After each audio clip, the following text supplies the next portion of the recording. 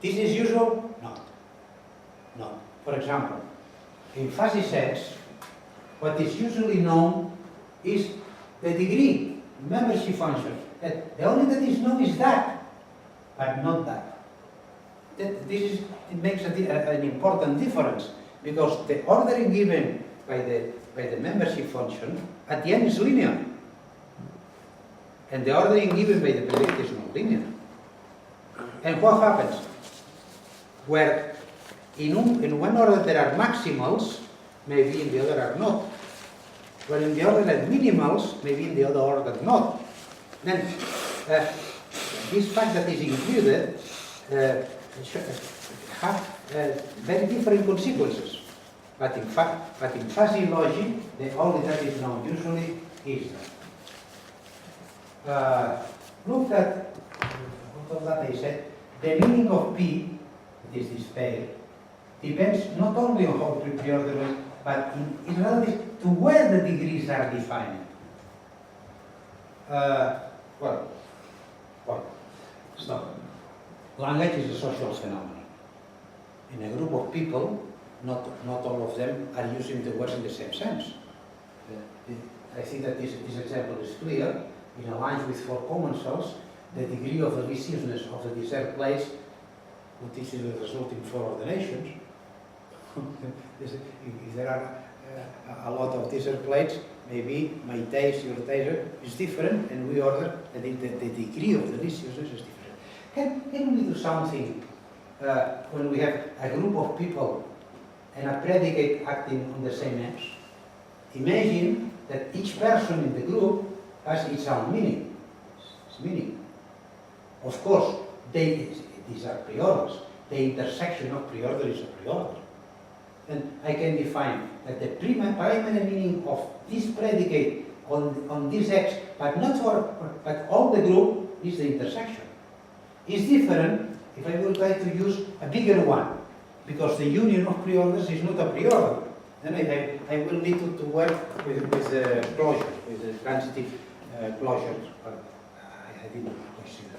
Of course, then suppose, and we have an n variables function, a kind of aggregation function, that is not decreasing in each place, and suppose that we have this ordering for each predicate, for each person, and the degrees growing this way, and see this is growing, this is zero.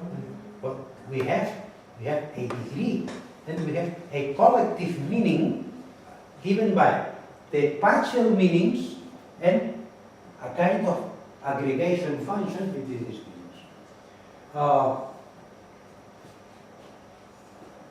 Okay, how fuzzy sets appear in this way? I think that the main idea is that predicates do collectivize. Predicates are defining a collective inside the ground set. In which way? Because only some predicates will give sets, classical sets. The others no. Then look, the trick by Zade is very simple. We change the name, we change the way of talking. Instead of saying that X has degree R, we say that X belongs to the fuzzy set P with degree R. It's the same. Of course, introducing an equality, an identity of L sets. If not, it has no sense. We need to recognize when two fuzzy sets, two L sets are different or not. Then look that each use of P defines an L set. Each use needs to have this partial ordered set of the values in which we express the degrees up to which that there is valid, the extent up to which it is valid. Okay. In particular case, fuzzy sets, of course, in which the second order is linear. What happens with fuzzy sets and the semi-group of numbers? Well, mainly in the applications, almost all the fuzzy sets that appear, they have a numerical characteristic. For example, is the case of tall. Tall that is usually represented by means of x is tall to take b and the highness. You confuse the person with his highness in centimeters. And then you use tall through highness and big. Tall is when the height is big. But height is a numerical function and big is a numerical function. Then, because of that, it's clear that in fuzzy logic, mainly in the applications, everything can be measured in 0, 1. But always, this remains an. Okay, of course there are other ways of ordering numbers. We don't know only the numerical order of the linear one. You can take the sharpened order. Sharpened is a partial order. Or instead of numbers, you can take intervals. Versus of type 2. Or you can consider a kind of intuitionistic fuzzy sets in which the partial ordered set is a set of pairs by ordered in some way. Of course, the intuitionistic fuzzy sets are always L sets. Then I think that these ideas I presented to you is a very general idea which clarifies a little bit what is a membership function, that clarifies a little bit what is meaning, and that contains, as particular cases, at least the three main kinds of fuzzy sets: fuzzy in the sense of Zade, fuzzy in the sense of Mendel, and fuzzy in the sense of Atanasov. And shows that. Okay. An example of representation. Well, this is a phrase that is in a novel. It's a very curious phrase. I had always told myself that if life has no sense, neither has reading.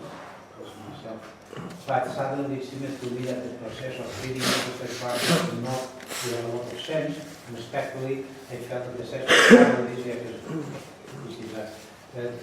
this phrase is very important in this novel because it allows you to pass to continue. Look at there is this triple conditional reasoning. If life has no sense, neither has reading, then if reading has sense, neither has life. Okay. Can we model that in fuzzy terms? Well, of course, sense is gradual, because the author says it has a lot of sense and it's gradual. If sense is gradual, this requires fuzzy representation. The author distinguishes between contrasymmetrical conditions. He never confused if reading has no sense, neither has reading, with if reading has sense, neither has life. He distinguishes. He brought in the two statements, not just the one. Of course, the author does not consider functional expressive conditionals. When he writes, if reading has sense, neither has life, he is not saying reading has sense and life has sense, or reading has no sense, or life has sense. He has read the rule, the conditional. Then, here, only conditionals that do not verify this equality are to be considered, and here I can only consider are implications. I can only consider implications because are implications are the only implications that are not functionally expressible by connectives. I have no protoform for conditional for our implications, and from which the norm, not with Lukasiewicz norm, because Lukasiewicz norm give an S implication, and S implications do not distinguish between contrasymmetrical conditionals. Then I am limited to take with product and with meaning. That the author is a passionate reader, I know it. I know it because I read a lot of books by Vilomatas, and if you look at the biography, you will see that he's a passionate reader. Hence, we can suppose that the degree that reading has sense is a high value. Okay?